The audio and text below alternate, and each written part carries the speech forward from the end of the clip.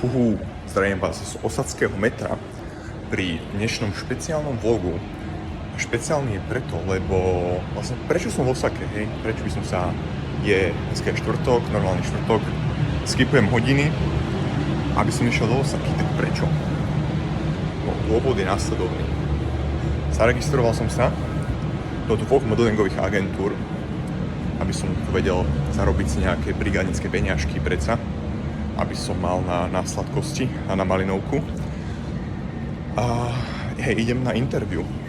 Uvidíme, čo to je. Snáď ma tam nezabijú a nepredajú na orgány alebo niečo. Uvidíme. Bude to dosť zaujímavé. Budete updated určite a držte mi palce, nech to prežijem. Už sa pomaly blížim k destinácii.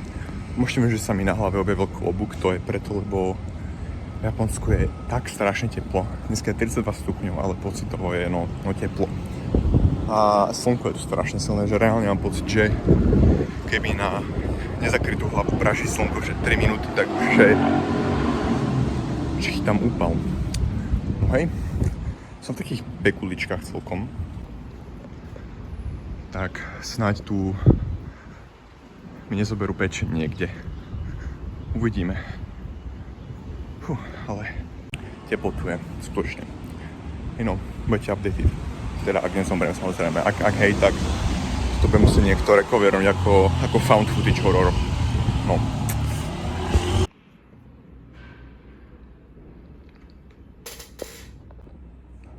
Už som tu.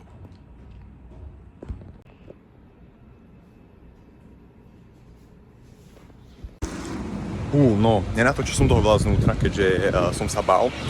Len také dve slečny, jedna proste zlý policajt a dobrý policajt, hej, jedna bola taká úplne, hovorila tak po japonsky, tak rázne, aj taká sekretárka. Som ešte nezažil takýto prístup, to ma celkom prekvapilo. A druhá bola úplne milá, proste, reálne možno bola rovnako stará, jak ja, taká slečna, taká dievčina. A proste milé boli všetko, hej, porozprávali sa so mnou a tak. Údajne som príliš tlstý. Mám 81,5 kg, hej, a že modely v mojom výškovom rozmedzi majú medzi 78 a 80, tak som bol taký, že ja som mal, že 88 kg ešte pred rokom, prosím, a ja som úplne schudol a to som stratil svaly, však ani tlstia nie sú, proste, reálne asi chcú iba podvyživených ľudí, ale nie, a povedali, že je to v pohode, aj teraz s tou mojou váhou, ale že potom, keď náhodou by chcel niekto, aby som bol chudší, takže či nemôžem sa posnažiť, ja som bol, že možno, neviem, jak by som mal schudnúť, že 1,5 kg. A ja neviem moc v Japonsku, ale tak, čo ja viem, nejak sa to vyrieši, a ak nie, tak smola asi, no.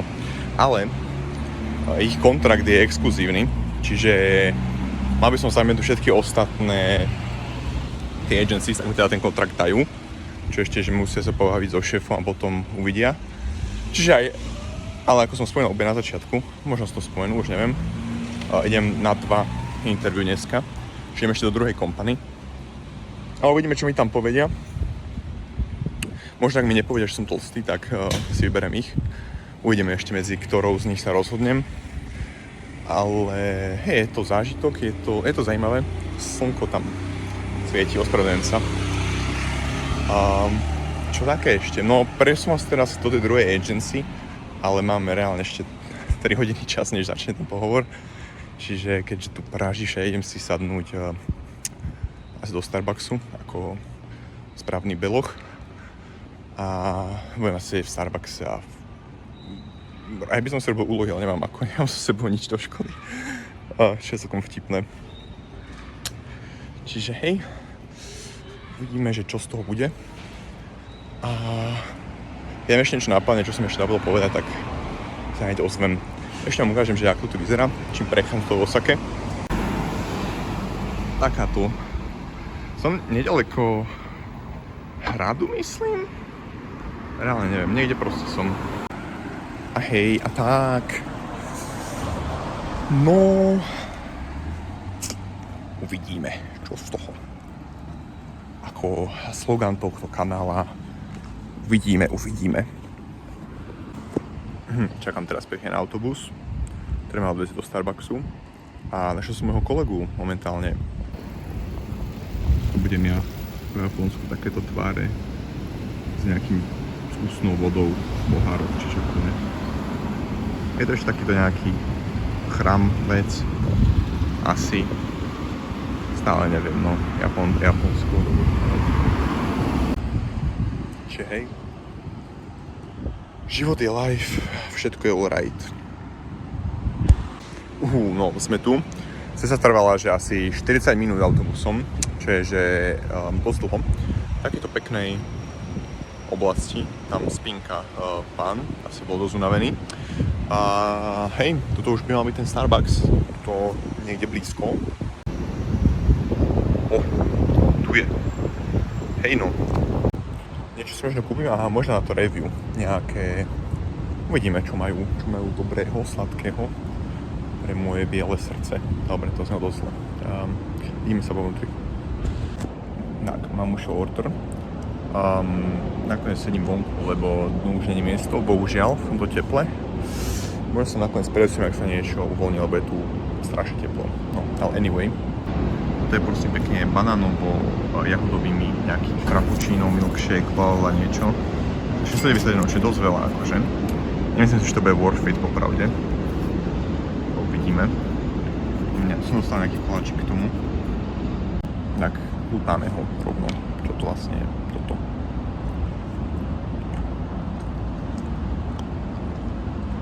Je to jak donut slice. No, jak donut cesto. Môže byť, ďakujem. Asi. Ako správna instagramerka a influencerka ochutná moje Starbucks pitičko.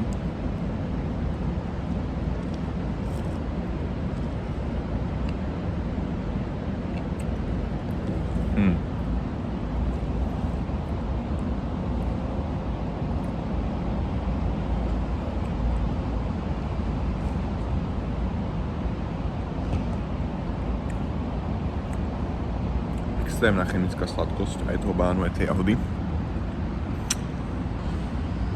A zase je to studené. V tomto počasí to je ešte dobré. Viete čo, poviem ešte trochu si z toho usypnem a potom neskôr mám komplexnejšie review. Dajte mi pár minútiek, ale teda u vás dajte mi jeden prestrih. Fú, no, topité. Review za mňa 7/10. Je to proste sladký milkshake. Je to worth tú cenu? Nie. Dať si čisto, že jahodový milkshake z Mekaču, že o to lepšie. Ale je to skúsenosť, čiže ale neodporúčam. Well, a už pomaly je čas sa presunúť do druhej modelingovej agentúry. Uvidíme, že čo tam. Ale no, zaujímavé to, či mi tiež povedia, že som tlstý, alebo niečo. Japonci. Oni sú ale podvyživení, ja vám hovorím, oni majú takéto tenké nohy, všetci. No, uvidíme. Čiže, hej, vidíme sa tam.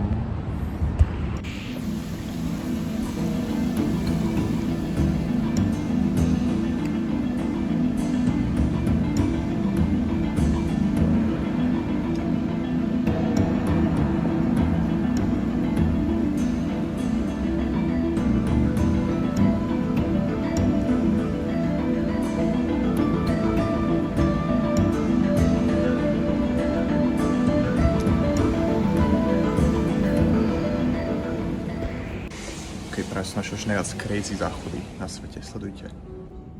Toto prosím pekne je označenie, hej. Toto keď vidíte. To je na majste tatlo. Pre zlikareň.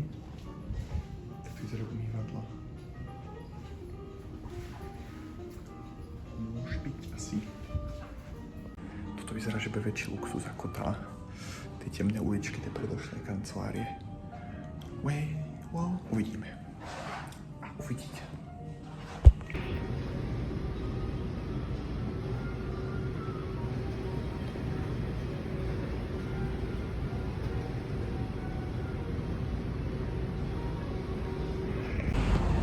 No, ako ste mohli vidieť, okrem tých záchodov, tá budova je, že obrovský luxusná. Aha, tu je Armani. Armani obchod. A hej, to je, že extrémne luxusné, že extrémne. Povedali, že sa im páči, nepovedali mi nič na môj weight, čo je nice. Ale je tu taký chyták, že photoshooting, tu je povinný vstupný photoshooting, ktorý stojí, že 200 €. Čo je také, že čo to taj hen, ak by povedali Japonci. Neviem, mám na výber teda dve, hej. Buď v temnej uličke zadarmo agentúru, ktorá chce, aby som schudol 4 kg, či 2 až 4 kg, alebo luxusnú Armani Type Beat agentúru, kde sa platí 200 € registration, basically. Napíšte mi do komentu, že ak sa rozhodnúť, neviem. Fakt, že neviem. Aj keď v čase, keď tento vlog asi vyjde, už to bude rozhodnuté, alebo už budem rozhodnutý. Ale ajte nevedieť, čo by ste si vybrali. Ja idem naspäť na Interact, mám zajtra prezentáciu, že to musím sa ešte pripraviť. A hej no, ukážem ešte tú budovu, fakt crazy.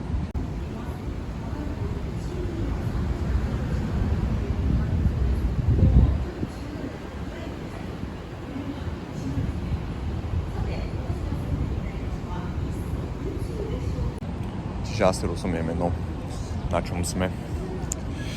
Čiže tak, možno ešte budú nejaké zábery, keď tak sa ozvem ešte z Interactu ako finálnu uzavierku, keď mi to prejde hlavou po ceste.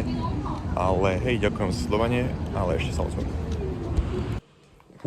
Naspäť na Interactu. Po ceste som veľmi intenzívne premýšľal, ale nič som nevymyslel. Neviem sa rozhodnúť vôbec. Napísal som mail ešte tej prvej agentúre, kde nejaké viac detaily sa pýtam a tak, a asi tej druhej napíšem o tom viac detailov, lebo neviem, čo si zvoliť proste. Tá vstupná suma tých 200 € je, že ale budem mať fotky seba, profesionálne taken, čo v tej druhej agentúre nemám. A zase je to také high life proste, že tam budem robiť nejaké ťažké modeling, ja neviem, modelové, ja som nikdy nemodeloval. Ale zase proste neviem, ktorý playthrough si zvoliť, že či proste ten street kid playthrough, ale proste corpo playthrough, proste high end, low end proste, bohatý playthrough, chudobný playthrough proste. Z hora dole, z dola hore, ktorý si mám vybrať, to neviem. Toto bude koniec pre tento vlog, ale napíšte mi vy do komentu, ktorý playthrough by ste si vybrali vy.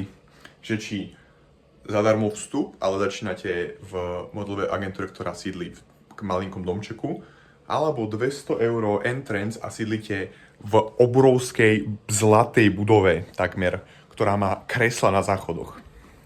Zajímavý váš názor, snáď kým toto video vidíte, tak ešte nie som rozhodnutý. Pokúsim sa vydať čo najskôr. Čiže ďakujem vám všetkým, majte sa a napíšte mi určite vašu odpoveď buď do komentu alebo do DMs. Máte na mňa kontakt, väčšina z vás. Čaute sa, ahojte.